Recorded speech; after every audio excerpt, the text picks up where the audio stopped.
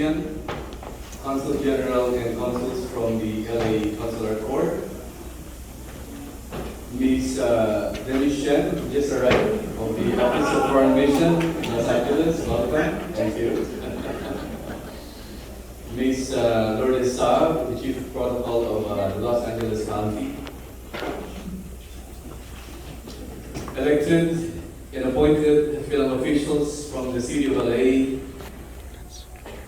LA County and beyond. Leaders and members of the various Filipino-American community organizations in Los Angeles and beyond. Distinguished guests, ladies and gentlemen, mga minamahal kong kababayan, a pleasant evening to all of you. Good evening. Good evening. It is my pleasure to welcome you all to our diplomatic reception in commemoration of the 125th anniversary of the proclamation of Philippine independence. Earlier today, we held our Independence Day Parade and Independence Day Festival around historic Filipino town and this compound, respectively. To all those who were able to join these festivities, thank you for your support. I guess it would be an understatement if I say that our parade and festival were successful, as in fact they were beyond successful. All right. I thank the Filipino-American community of Los Angeles, Kalayaan Incorporated, PIDF, FASG, NAFA, GLA, Asian Journal, and Usapan for collaborating with us in organizing both events. Maraming salamat for your support. Ladies and gentlemen, mga kababayan, June 12, the actual date of Philippine Independence Day, is a historic day that reminds us of our ancestors who fought for our rights and freedoms. But June 12 is not just a day of remembrance. It is also a day to take stock of our achievements as a sovereign nation since gaining independence in 1898. It is also a day to renew our commitment to unite and work together as one nation as we prepare for the future. Domestically, in the political front, I am pleased to know that the Philippines, as the first republic in Asia, remains as one of the most stable democracies in that part of the world. In June of last year, we welcomed a new president who, backed by an overwhelming majority of the voters, plunged head-on into the herculean task of nation building upon this assumption of office. Through the new programs of the President Ferdinand Bongbong Marcos, buttressed by the work of the previous administrations, and with the support of the entire Filipino nation, including the overseas Filipino community, and that means you who are here tonight with us, the Filipino diaspora in the US. The Philippines today, ladies and gentlemen, mga kababayan, is considered as one of the fastest growing economies in Asia.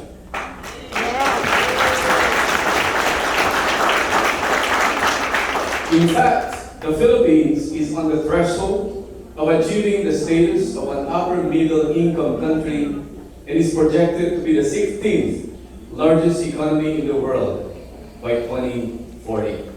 Wow. I hope I will still be around when that happens. The country's economic dynamism can be attributed to its strong domestic consumption, supported by a vibrant labor market, growing services industry, and robust remittances from the overseas Filipino diaspora, again, including those who are in the United States. In case you didn't know, foreign exchange remittances of the overseas Filipino diaspora, as of today, already runs into billions of dollars, $30 billion annually. And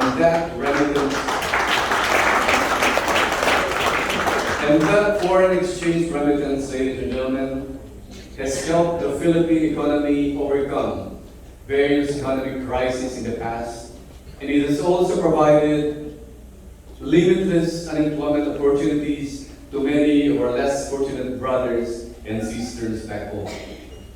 Our country's economic managers are also confident that the recent economic policy reforms implemented by the government to make the Philippine business environment even more business-friendly will further boost the Philippine economy's economic dynamism. These reforms include amendments to the Retail Trade Liberalization Act, which reduced the minimum paid-up capital requirement for all foreign-owned retail trade enterprises from 125 million pesos to just 25 million pesos. Revisions to the Foreign Investments Act, which lowered the foreign investment threshold to micro, small, and medium enterprises to just 5 million pesos in paid-in equity capital.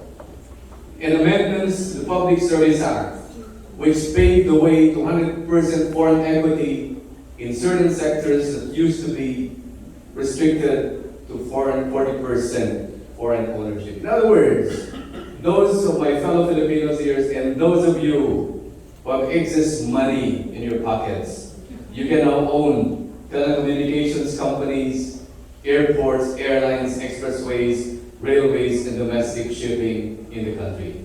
We welcome your money. We welcome your investment.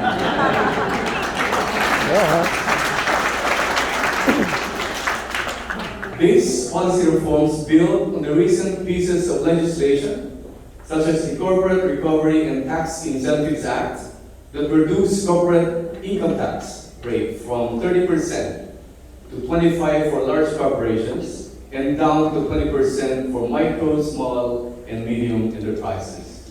It is our hope that these policy reforms and business-friendly legislation will attract more investors in the country. More investors will, of course, mean more job opportunities for our people, as well as more national revenue to spread around for important national development projects. Mga kababayan, ladies and gentlemen, bilaterally with the U.S., relations between our two countries remain on a very high and optimistic note. Recently, Philippine-U.S. relations have been marked by a steady stream of high-level visits and meetings, including a visit by President Marcos to the U.S. in April this year, a visit by Vice President Kamala Harris and Secretary of State Anthony Blinken last year, a visit by U.S. Defense Secretary Lloyd Austin and U.S. Trade Representative Catherine Tan to Manila last year. And this year, the Philippines and the U.S. also convened the 10th Philippines-U.S. bilateral strategic dialogue and the third 2+2 ministerial dialogue between our Foreign Affairs Minister and Defense Minister, where we articulated our mutual commitments to cementing our alliance in important areas of our relationship. These visits are indicative of the two countries' commitment to sustaining the momentum and positive trajectory of their engagement.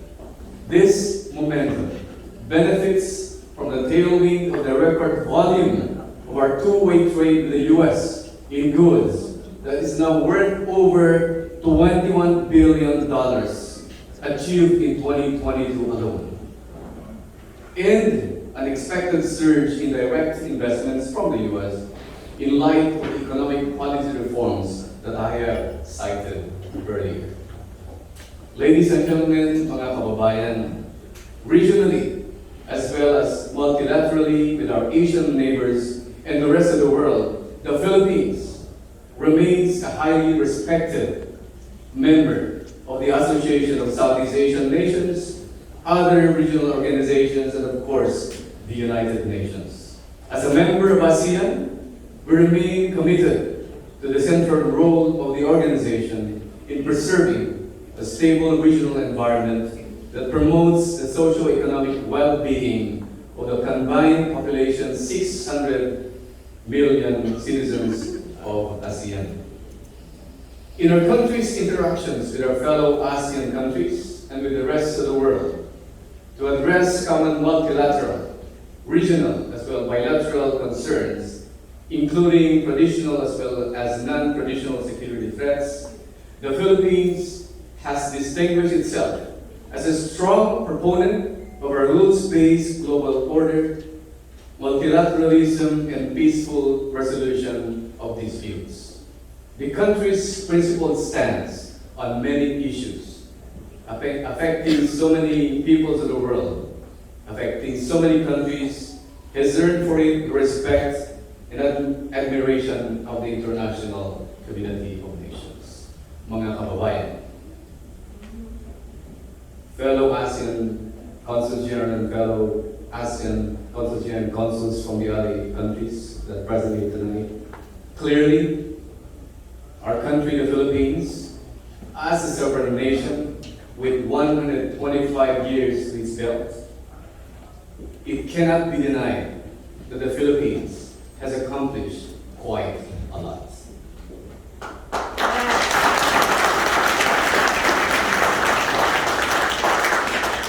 But then, with new challenges the nation will start facing year in and year out, the task of nation building is far from over. As I mentioned in my previous speeches, in so many events that I've attended since the beginning of this month, I've lost count already of how many independence celebrations I've attended.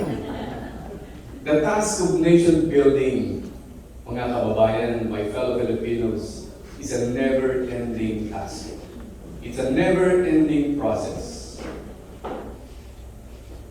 It therefore behooves every freedom-loving Filipino, wherever you are, whether in the United States, in Europe, or Asia, for you and for everybody to be always vigilant of our hard-fought freedoms, to ensure that never again shall our freedoms be taken away from us, to make sure the rights and freedoms are never again diminished by anyone, whether foreign or domestic agents. Today, let us renew our commitment to unite and to continue working together into doing our fair share in nation building, confident in our ability as a people, as a nation, to chart an even better future for our country and people. Maraming salamat sa inyong lahat at mabuhay ang bayan. All right. Woo! Yeah, ConGen.